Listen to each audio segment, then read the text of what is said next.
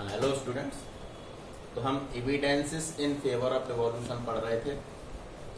इसी को कंटिन्यू करते हुए आगे बढ़ेंगे और अभी हम जो ले रहे हैं evidences in favour of evolution, वो एवोल्यूशन ऑफ हॉर्स ले रहे हैं। इसके बेसिस पे एवोल्यूशन ऑफ हॉर्स के बेसिस पे। क्लियर? एवोल्यूशन ऑफ हॉर्स के बेसिस पे तो फिर हम यहाँ पे पेडिग्री भी पढ़ेंगे हॉर्स की। आपको अच्छे से याद रखना है, हमने सबसे पहले यानी ह्यूमन ने एवोल्यूशन के दौरान जिस एनिमल को सबसे पहले पाला एग्रीकल्चर के लिए वो डॉग था। क्लियर? बट ट्रांसपोर्टेशन के लिए सबसे पहले जिसका यूज किया वो हॉर्स था। तो कभी भी दो तरह के ऑब्जेक्टिव पूछे जाएंगे। सबसे पहले जो पाला गया एनिमल डॉग, जिसका यूज एग्रीकल्चर के लिए होता था, और सबसे पहले ट्रांसपोर्टेशन में यूज आने वाला एनिमल वो आपका हॉर्स। तो हॉर्स की पेडिग्री हम देखेंगे।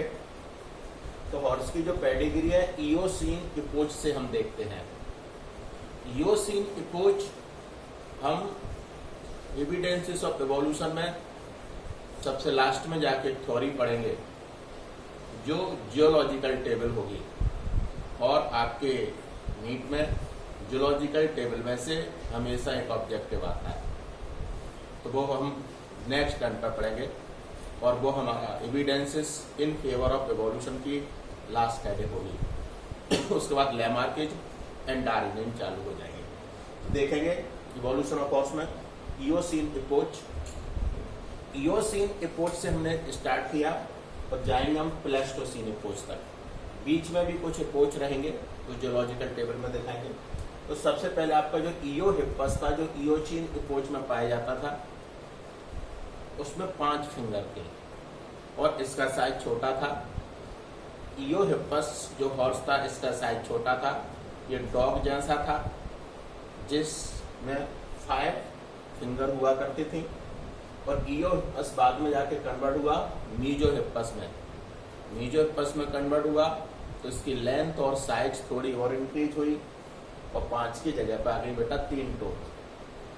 क्लियर? तो first heading pedigree of horse, evolution of horse start from Eocene epoch. First horse is इयो हिप्पस विच हैव 5 फिंगर और साइज में देखेंगे डॉग जैसा था।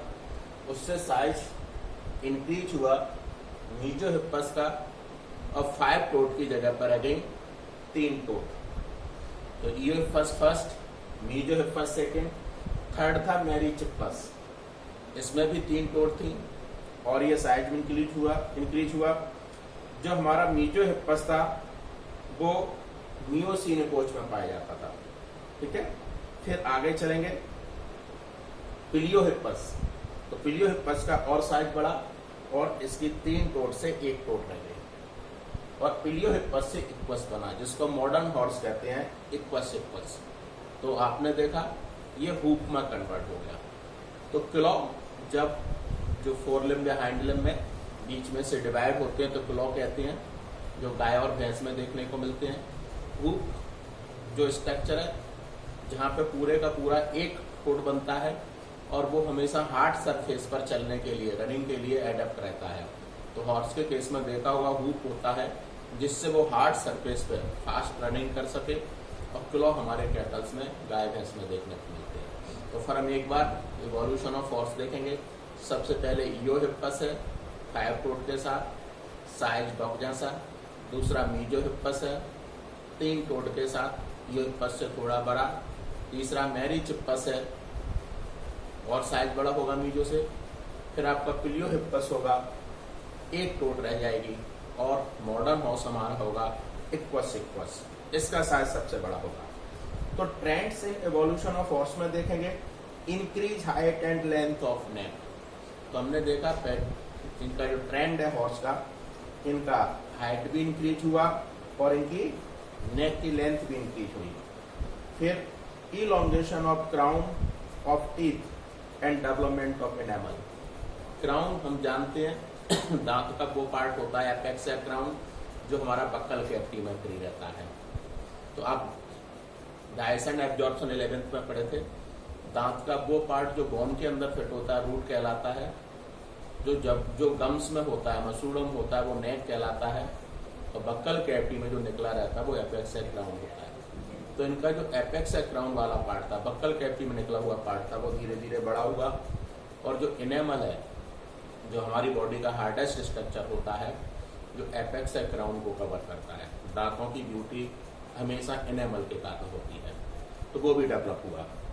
Next, increase in cranial capacity. तो हमको मालूम है क्रेनियल कैपेसिटी जैसे जैसे एवोल्यूशन होता गया बढ़ती गई, बट याद रखना हमारी जो क्रेनियल कैपेसिटी है, अभी आगे हम पढ़ेंगे 1400 से 1450 है, जबकि हमारा जो क्रो-मैग्नन था, हमारे जो पूर्वज थे, उनकी क्रेनियल कैपेसिटी 1600 सीसी थी। ठीक है।